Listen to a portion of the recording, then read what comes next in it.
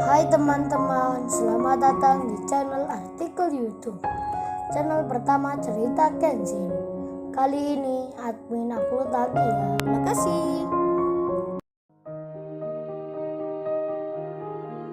Kisah pemuda kaya, anak bos besar, pemilik 73 perusahaan, yang menjadi cleaning service. Episode 500. Kenshin yang masuk ke dalam. Hendak ke kamar mandi, Kenshin tak sengaja melihat kertas-kertas berserakan yang berada di meja yang sangat dekat dengannya. Kenshin pun membaca banyak surat lamaran kerja yang sudah disiapkan maupun sudah dikirimkan dari anaknya ibu ini yang bernama Ayu. Dan di saat itu Kenshin melihat nama-nama perusahaan yang tertulis di dinding yang ingin dimasuki kerja yang diharapkan oleh Ayu agar bisa masuk ke situ. Melihat hal itu, Kenshin pun tak asing dengan nama perusahaan tersebut. Setelah Kenshin membacanya, Kenshin pun segera ke kamar kecil. Sementara itu, keadaan di ruang tamu, terlihat pemilik kontrakan sedang marah-marah. Orang itu berkata pada ibunya Ayu, "Oh ya Bu, saya tidak mau tahu kalau ibu tak bisa melunasi kekurangan dari uang kontrakan di waktu hari ini. Saya minta maaf kalau harus bilang ibu dan anaknya harus meninggalkan rumah ini. Saya tak mau mendengar janji-janji." Waduh Pak Yongki, papanya Jenny itu masih sombong sekali. Jahatnya belum hilang. Padahal di waktu semalam, hampir saja ia dipenjara. Namun belum kapok juga, masih mengulangi sewenang-wenang pada orang yang tak punya. Jenny pun juga sama, belum mengambil pelajaran pula, malah menyuruh papanya agar mengusir saja. Dan ibunya Ayu berkata, "Maafkan saya Pak, mohon maaf sekali. Saya berjanji, 3 hari lagi saya akan lunasi." Namun Pak Yongki menjawabnya, "Kan sudah saya bilang tadi, kalau ibu tidak bisa bayar hari ini, harus segera meninggalkan tempat ini." Dan ibunya Ayu bicara, "Iya Pak, saya mengerti. Tapi kali ini saya mohon sekali. Kasihani kami Pak, anak saya lagi sakit, badannya masih lemas. Berjalan saja belum kuat. Jadi saya mohon Pak, berikan waktu beberapa hari, atau paling tidak, sampai anak saya ini sehat. Baru nanti kami pindah Pak." Ibunya Ayu memohon-mohon agar diberi penangguhan. Namun Jenny malah bilang, "Jangan mau Pak, ibu itu hanya alasan saja. Biar bisa tetap tinggal di sini. Lihat itu anaknya, masih bisa duduk begitu." Waduh Jenny, tega amat lu Jenny. Bicara kayak begitu, menjawab orang tua yang lagi minta tolong. Di saat itu Kenshin berdiri di dekat pintu kelambu. Kenshin mendengar pembicaraan tersebut. Kenshin pun sengaja belum keluar. Ia ingin tahu akan apa yang terjadi. Dan Pak Yongki langsung bicara, "Oh ya, seperti yang dikatakan putri saya. Kalau ibu tak bisa bayar, hari ini harap keluar, dan barang-barangnya harus segera dibawa. Sebab rumah ini besok saya akan sewakan." Pak Yongki pun tak memberi kesempatan, tak mau mengabulkan permintaan, hingga Ayu yang lagi sakit, sampai berkata, memohon-mohon pula, agar diberi kesempatan. Ayu pun bicara, "Saya mohon Pak, minta tolong sekali, beri kami waktu 3 hari. Biar besok saya cari kerja, dan mendapat uangnya." Jenny langsung menyolot, "Mbak ini gimana? Cari kerja maksudnya apa? Memangnya langsung diterima, dan langsung dapat gajian? Apa itu perusahaan orang? Atau milik bapaknya?" Jenny menghina, meremehkan Ayu. Dengan berkata seperti itu, Ayu yang mendengarnya jadi sedih dirinya, karena memang sebenarnya ia juga merasakan selama berhari-hari ini lamaran kerjanya belum ada panggilan. Namun Ayu mengatakan itu agar diberi kesempatan, biar ibunya tak bingung, tak menjadi sedih. Namun Jenny dan papanya tetap saja bilang agar jangan ada di sini. Bahkan Pak Yongki memerintahkan pada anak buahnya agar mengeluarkan barang di rumah ini. Sekedar diketahui, kedua bawahan Pak Yongki ini belum tahu Kenshin seperti orang suruhan Pak Yongki kemarin.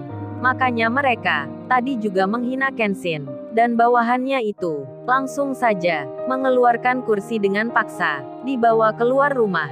Ayu dan ibunya pun histeris.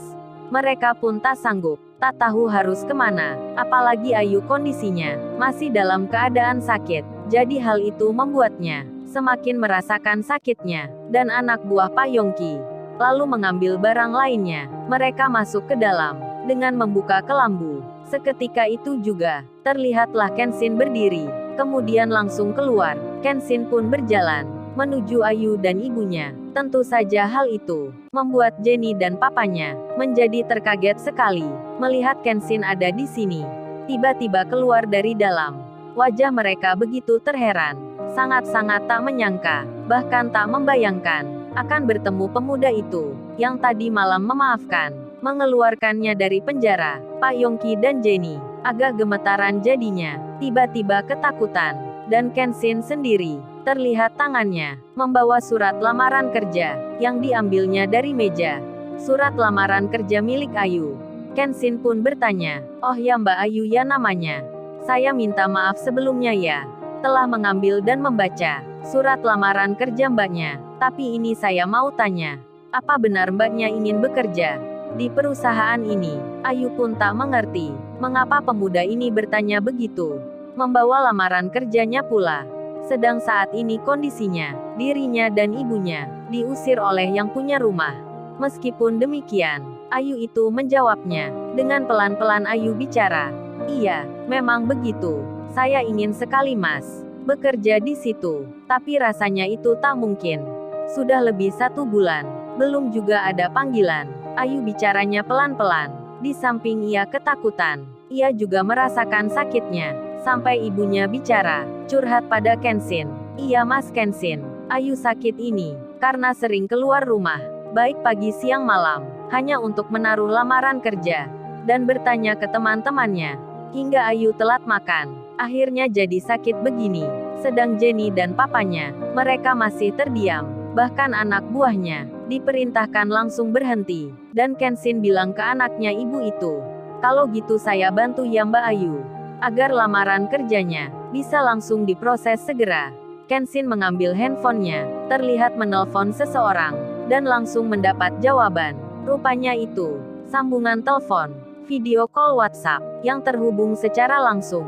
Kenshin pun bertanya, "Oh ya Pak Rahmat, apa Pak Rahmat yang jadi pimpinan dari PT Berliana?" Yang ditelepon pun menjawab, "Iya Tuan Muda, saya yang bertanggung jawab di situ, yang jadi pimpinan perusahaannya." "Ada apa ya Tuan Muda?" Pak Rahmat seperti khawatir kalau ada masalah. Dan Kenshin pun bilang, dengan menunjukkan surat lamaran kerja. Kenshin itu bicara, "Oh ini Pak Rahmat, saya sedang di rumahnya seorang teman. Teman saya melamar kerja di situ. Tolong segera dilihat lamarannya." Seketika itu juga, Ayu dan ibunya, yang mendengar pembicaraan itu, jadi kaget rasanya. Mereka tak percaya, mereka tak mengerti tentang apa yang dibilang ini. Apa pemuda ini bercanda? Apakah dirinya mengada-ada? Ayu menjadi sangsi, sangat ragu-ragu sekali akan pembicaraan di telepon itu. Hingga keraguannya langsung terjawab. Pak Rahmat yang bekerja di kantornya kemudian bertanya, "Oh ya Tuan Muda, saya mau tahu temannya yang melamar kerja di sini, biar bisa langsung wawancara dengan saya saat ini." Waduh, bukan main. Sekali telepon, sekali permintaan. Seorang atasan yang memimpin perusahaan akan mewawancara langsung dari seorang pelamar kerja. Kemudian, Kenshin mengalihkan handphonenya, dihadapkan pada Ayu dan ibunya. Kenshin berkata, "Oh ya Mbak Ayu, sekarang Pak Rahmat, seorang bos perusahaan PT Berliana, ingin menginterview mbaknya. Apa mbaknya bisa? Apa mbaknya bersedia?" Dan dilihat oleh Ayu, seorang yang kerja di perusahaan tersebut, tertulis jabatannya direktur. Ayu pun kaget bukan main. Tak percaya sekali dirinya bisa menemui seperti ini. Sampai-sampai Ayu bertanya ke Kenshin, "Oh ya Mas, ini beneran ya? Apa beneran ini? Saya tidak mimpi." Ayu tiba-tiba bersemangat, wajahnya berubah ceria, seperti jadi sehat. Dan Kenshin menjawab, "Mbaknya tidak bermimpi. Ini memang benar Pak Rahmat yang pegang perusahaan itu." Dan Pak Rahmat pun bilang, "Iya Mbak, itu benar. Saya pimpinan di sini. Apa mbaknya sudah siap untuk wawancara segera?" Terlihat oleh Ayu, Pak Rahmat itu dihormati oleh pegawai kantor yang mengenakan seragam kerja bertuliskan PT Berliana. Dan Ayu menjawabnya, "Siap-siap Pak, saya siap sekali." Dan karena senangnya itu, Ayu sampai lupa akan masalah di rumahnya. Pak Rahmat pun hanya bertanya, tentang lamaran kerjanya. Dan segera saja, Pak Rahmat itu bilang, kalau gitu mbaknya, besok bisa langsung kerja. Saya tak perlu bertanya banyak. Daripada saya nanti ditegur tuan muda. Pak Rahmat tersenyum. Dan Ayu itu pun menjadi bingung sekali. Cowok di depannya dipanggil tuan muda. Ayu pun belum sadar. Dirinya belum memikirkan tentang Kenshin siapa. Dan ibunya Ayu sendiri. Di tengah masalah ini, ibunya Ayu pun senang. Karena tak menyangka, anaknya bisa diterima kerja. Dengan tiba-tiba begini, Ayu pun hendak bertanya ke Kenshin. Namun Kenshin berdiri, dan langsung dihampiri oleh pemilik rumah ini, Pak Yongki dan Jenny. Tiba-tiba bicara ke Kenshin. Mereka meminta maaf atas hal yang baru terjadi. Ayu dan ibunya jadi kaget sekali. Dengan perkataan itu, mengapa yang punya rumah ini bicara begitu pada tamunya? Kemudian Kenshin berkata, oh ya mbak dan bapaknya, mengapa Anda tidak berubah? Tak mengambil juga pelajaran. Saya mendengar baru saja, bapak dan mbaknya ini mengusir ibu dan anaknya, padahal Mbak Ayu ini sakit. Kok tega-teganya, barang-barang di rumah ini sampai dikeluarkan paksa. Memang berapa harga rumah ini? Apa mau dijual? Kalau dijual saya beli sekarang. Biar ibu dan mbaknya tak perlu lagi mengontrak. Pak Yongki pun menjawabnya, oh itu mas, saya menyesal sekali. Sekarang saya minta maaf. Saya nggak tahu kalau masnya ada di sini. Jenny pun sama, bicara seperti papanya. Bahkan Jenny bilang ke Ayu dan ibunya, oh ya bu, maafkan saya. Kalau gitu ibu dan mbak ini nggak apa.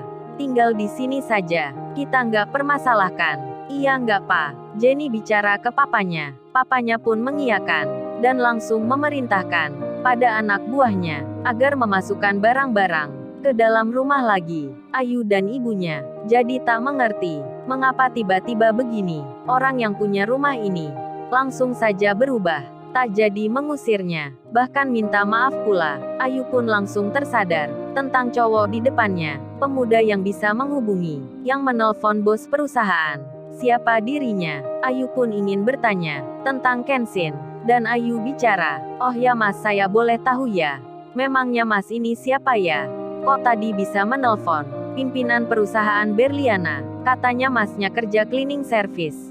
Tapi kok bisa menghubungi akan seorang pimpinan? Bahkan saya diterima kerja. Memangnya masnya siapa ya?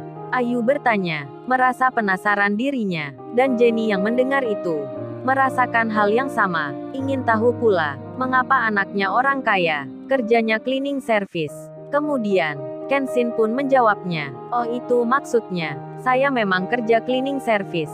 Soal bisa menelpon atasan, kan bisa saja mbak. Semua bawahan melakukan itu, menghubungi pimpinannya. Kenshin seperti segan menjelaskan siapa dirinya, hingga Ayu bertanya, tapi bapak itu tadi kok memanggil masnya tuan muda? Masa pimpinan perusahaan menyebut begitu?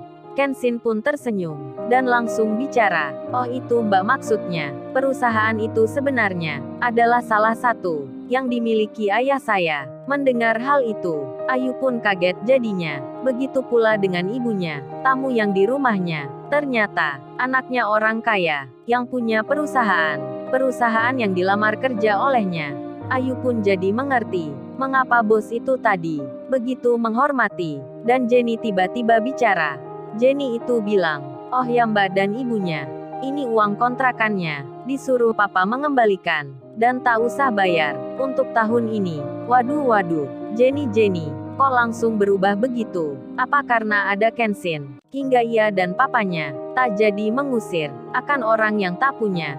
Mendengar hal itu, ibunya Ayu jadi kaget lagi. Uangnya dikembalikan, tak boleh bayar, bahkan digratiskan. Ayu pun melihatnya, dan Jenny kemudian bilang pada Kenshin, oh ya masnya mampir ya ke rumah. Rumah saya juga di sini, di kompleks perumahan ini.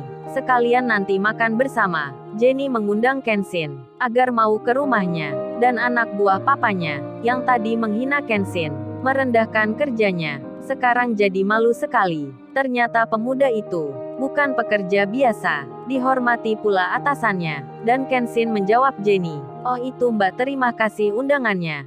Tapi saya harus segera kembali, sebab ditunggu istri. Lain kali saja kalau ada kesempatan. Barangkali saya bisa mampir. Ayu pun langsung jadi tahu. Cowok ini sudah menikah, sudah punya istri. Dan Jenny langsung bilang, oh ya nggak apa deh kalau gitu. Saya akan tunggu. Dan Jenny bicara lagi, oh ya mas, saya minta maaf sebelumnya. Boleh gak ya? Saya minta nomor teleponnya. Maksudnya, saya minta bantuannya. Mau kerja juga di perusahaan itu.